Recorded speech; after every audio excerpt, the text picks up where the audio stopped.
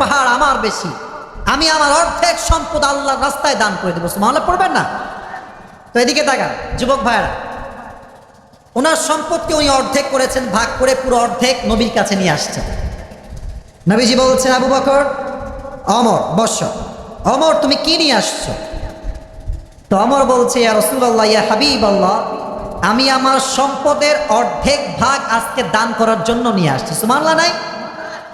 তো আবু বকরকে নবীজি বলবেন, আবু বকর তুমি কতটুকু নিয়ে আসছো? না, এই প্রশ্ন নয়।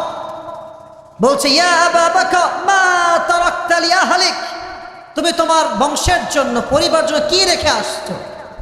আবু বকর বলছে, ইয়া রাসূলুল্লাহ তারাকতুল্লাহ ওয়া রাসূলা, আমি আমার অর্থ সম্পদ সব নিয়ে আসছি, একটা চুল পরিমাণ বাকি রাখি নাই।